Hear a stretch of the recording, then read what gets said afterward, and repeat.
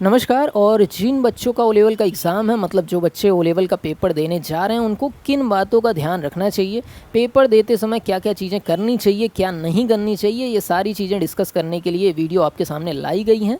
हमें पता है आपका पेपर है, थोड़ा-सा परेशान भी होंगे, लेकिन एकदम से काम रहिए। सबसे बड़ी चीज़ जो एग्ज़ाम में रहेगी वो आपका जो कामनेस है, जो आप जितने शांत तरीके से पेपर देंगे वही आपकी रहेगी। तो चलिए वीडियो की शुरुआत करते हैं। और सबसे पहली चीज़ यहाँ पर देखिए क्या हमने पॉइंट बनाया है कि आपको सबसे पहली चीज़ अपना एडमिट कार्ड नहीं मिस करना है। ये तो बेसिक चीज़ है, लेकिन इसलिए मेंशन कर दिया क्योंकि बच्चे कर जाते हैं। एडमिट कार्ड, आईडी कार्ड ज़रूर से रखिए। और साथ ही साथ आपको एक और चीज़ रखनी है, आपको एक पेन ज़रूर रखनी है। कहीं पे साइन करना हुआ तो आपके काफ़ी काम आती है। वैसे जहाँ पर भी एग्ज़ाम देने जाएंगे वहाँ व्यवस्था होगी, पर ये रखे रहिएगा। क्या तीन चीज़? एडमिट कार्ड, आईडी कार्ड और पेन। बाकी दूसरा पॉइंट ये है कि वॉच के लिए काफ़ी समस्या होती है कि कुछ बच्चे घड़ी पहन के जाते हैं, कुछ जगह सेंटर में घड़ी नहीं अलाउ है, या ऐसी घड़ी नहीं अलाउ है, ऐसी अलाउ है। बहुत ज़्यादा समस्या होती है। तो कैसी भी घड़ी हो आप बिना पहने जा सकते हैं। सर ऐसा क्यों कह रहे हैं, हमें टाइम देखना होता है। तो ऐसी कोई प्रॉब्लम वहाँ नहीं आएगी, क्योंकि जो ऑनलाइन एग्ज़ाम होता है उसका टाइम सेट होता है, वो स्क्रीन पे आपको दिखेगा ही। मान लो 10 मिनट का पेपर है तो 10 मिनट आपका स्क्रीन पे दिखता रहेगा, कितना बाकी है कितना नहीं बाकी है।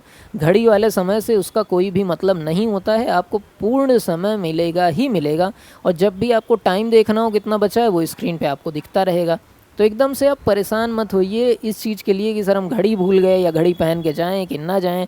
अब पहन के जाते हैं, वहाँ जमा करने का झंझट खो गई, ये सारी झंझट से आप दूर रहेंगे और एक हेडेक आपके दिमाग में नहीं बना रहेगा। ठीक है, तो वॉच आपको सिस्टम में, ऑनलाइन एग्ज़ाम है तो ये आपको एक खासियत मिलती है कि आपको टाइम के लिए परेशान होना नहीं पड़ता है।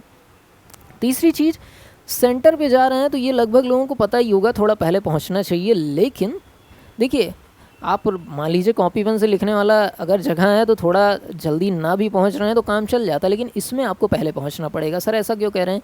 क्योंकि आपको सेंटर पे जाना पड़ेगा, आप किस क्लासरूम में हैं, आपके कंप्यूटर के आईडी पासवर्ड क्या है उसको आपको लेना पड़ेगा। बिना आईडी पासवर्ड के लॉगिन नहीं होता है। तो अगर आप तुरंत समय पे पहुंचेंगे तो हड़बड़ा जाएंगे, और अगर पेपर शुरू होने में ही हड़बड़ा गए तो कितनी भी अच्छी तैयारी हो, आपका रिज़ल्ट इफेक्ट उससे हो जाएगा। तो आईडी पासवर्ड आराम से ले पाएँ, कोई भी असुविधा ना हो, इसलिए कम से कम 30 मिनट का एक गैप बनाकर चलिए। आप पहुंच जाइए, वहां बैठ के कुछ मत करिए, कुछ मत पढ़िए, ऐसा कुछ भी। मतलब मैं कह नहीं रहा हूँ पहले पहुंच के पढ़िए, लेकिन पहले पहुंच तो जाइए। ये आपके दिमाग में होना चाहिए ताकि हड़बड़ाहट वाली स्थिति ना बने। इसके बाद एक सबसे ज़रूरी चीज़ है कि बहुत सारे बच्चों को मैं देखता हूँ कि वो इस दिक्कत में रहते हैं कि सर टाइम पूरा होने वाला है, मैं पेपर को सबमिट कर दूं, नहीं तो कैंसिल ना हो जाए। तो एक चीज़ समझिए, ये ऑटो सबमिट का कॉन्सेप्ट यहाँ पर चलता है। मान लो आपका पेपर 1 घंटे का है और आप 1 घंटे तक करते रहे और सबमिट ना किए, तो आपका पेपर ऑटो सबमिट हो जाएगा अपने आप। वो टाइम ख़त्म होने के बाद सबमिट ले ही लेगा, चाहे आप सबमिट किए रहोगे चाहे नहीं किए रहोगे।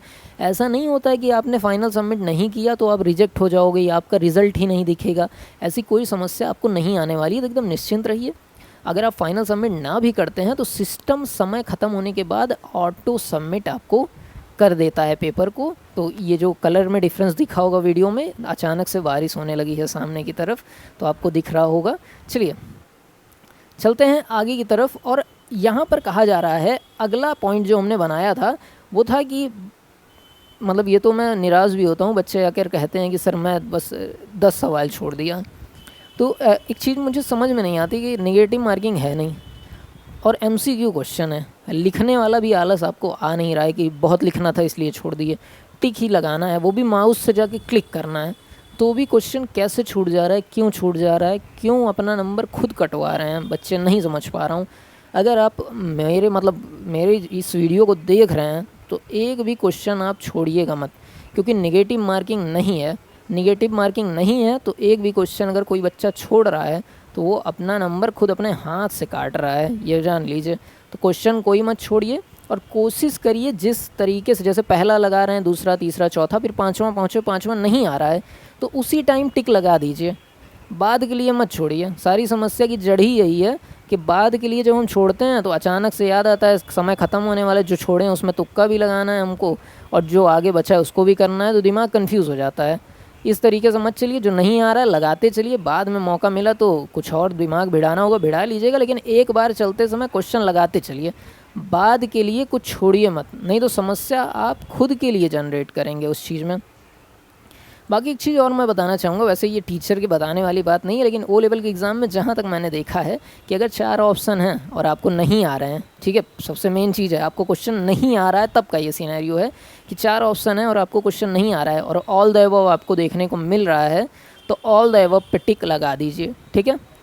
मतलब नहीं आ रहा है तो, और नन ऑफ दीज लिखा हुआ है तो इस नन ऑफ दीज पर टिक नहीं लगाना है, क्योंकि ये सबसे कम सही होता है। ऑल ऑफ दीज दिख रहा है तो लगा दीजिए, नन ऑफ दीज दिख रहा है तो ना लगाइए। अगर ये दोनों नहीं है तो सी ऑप्शन पे टिक कर दीजिएगा या बी ऑप्शन पे। ये प्योरली तुक्के की बात मैं कह रहा हूँ कि क्वेश्चन जब एकदम से नहीं आ रहा है, आपको 0%, वैसे आप कोशिश करिए कुछ आइडिया हो तो उससे मिलता जुलता लगाइए, लेकिन एकदम नहीं आ रहा है और आपको निगेटिव मार्किंग मिलने का डर भी नहीं है वहाँ पर एग्ज़ाम में, तो सी ऑप्शन आप टिक कर सकते हैं या बी ऑप्शन आप टिक कर सकते हैं।